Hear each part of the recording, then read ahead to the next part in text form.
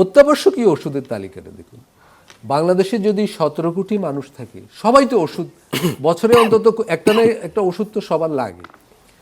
এখানে অত্যাবশ্যকীয় ওষুধের একটা তালিকা আছে, মানে ধরেন 170-80টা ওষুধের একটা তালিকা আগে থেকেই ছিল। 117টা ছিল, ওইটাই 295টা করেছে। হ্যাঁ, যে এগুলো জরুরি ওষুধ। বাংলাদেশে কিন্তু প্রায় 1100-র মতো ওষুধ আছে, কিন্তু কিছু তো আসে জরুরি, সেগুলার সবার স্বার্থ জড়িত, যে এগুলার দাম নির্ধারণের ক্ষেত্রে সরকার ভূমিকা রাখবে, যাতে এগুলো সবার অবশ্যই ওষুধ কোম্পানির লাভ নিশ্চিত করা হবে, কিন্তু একটা সহনশীল দাম যেন থাকে, মুনাফার পরিমাণ যেন একটা সঙ্গত থাকে। এটা 290-97টি করা, 95টি করেছিল। বর্তমান সরকার এটাকে বাতিল করে।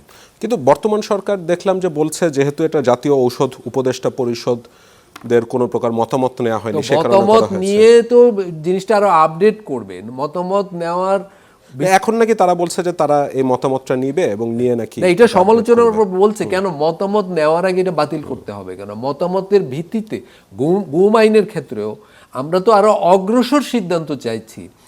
বর্তমান সরকার তো তার নির্বাচনী ইশতেহারে একটা ভালো স্বাস্থ্য ব্যবস্থারই প্রতিশ্রুতি দিয়েছে।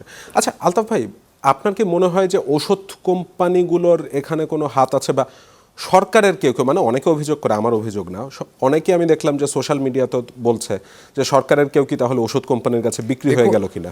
হাত আছে কি নাই তার চেয়েও ইম্পর্টেন্ট হলো, গুরুত্বপূর্ণ হলো এই সিদ্ধান্তের লাভবান কে। আমি বলবো, এই যে অভ্যুত্থানের দ্বিতীয় বার্ষিকীর কথা বলছেন আপনি, 5ই আগস্ট, এই 2026-এর 5ই আগস্ট তো বাংলাদেশে ওষুধ কোম্পানিগুলোর বিজয় উৎসব হওয়ার কথা। দেখুন, 17 কোটি মানুষ যদি সরকারের এই সিদ্ধান্তের কারণে বছরে 2 বার ওষুধ 200 টাকা করে বেশি যায়, আপনি 17 কোটি গুণ 200 দিয়ে হিসাব করুন, তার লাভের অঙ্কটা কত বড় হলো। তার চেয়ে বড় কথা, রাজনীতিকভাবে এটা তো অভ্যুত্থানের যে চেতনা, যেটা নিয়ে আমরা আলাপ করছি, আকাঙ্ক্ষা, যে প্রত্যাশা, সেটা থেকে পশ্চাৎধাবন হলো। গুম আইনের ক্ষেত্রেও হলো, এই ওষুধ সিদ্ধান্তের ক্ষেত্রেও হলো। তো একই দিনে এই দুটো ঘটনা ঘটলো, আরও পড়ে 4 বছর 5 বছর পড়ে আছে। তো আমি বললাম যে এগুলো হলো অশনি সংকেত আর কি। আমি দেখছিলাম ওষুধ নিয়ে আপনি একটি লেখা লিখেছিলেন তারপরে, এবং সর্বশেষে লিখলেন যে জনস্বার্থের জন্য মোটা দাগের বেইমানি এগুলো। তো একটা সরকার গঠিত হলো 6 মাস হলো না, এখনই মানে জনগণের কথা না ভেবে কারো স্বার্থের কথা ভাববার তাদের দরকার হচ্ছে কেন? দেখুন, এইটার জন্য আমি বিরোধী দলকেও কিছুটা দায়িত্ব নিতে বলবেন। এই সরকার গঠন করেছে, এবং সরকার তো দেখুন, আমাদের সরকার গঠনের আগে তো একটা পার্লামেন্ট গঠিত হয়েছে। এই পার্লামেন্টে আপনি ডেটাগুলো দেখুন, প্রায় 90% সদস্যই, পার্লামেন্টের সদস্যই যারা সরাসরি ভোটে নির্বাচিত হয়েছে, তারা কিন্তু কোটিপতি। তাই কোটিপতিরা তো কোটিপতিদের স্বার্থেই সিদ্ধান্ত নেবেন। এই কোটিপতি তো ব্যবসা বাণিজ্যের জগতের মানুষ, তাই তো? এই পার্লামেন্টে কোনো কৃষিবিদ মানে কৃষক নেই, কৃষক প্রতিনিধি নেই। এই পার্লামেন্টে শ্রমিকদের কোনো প্রতিনিধি নেই।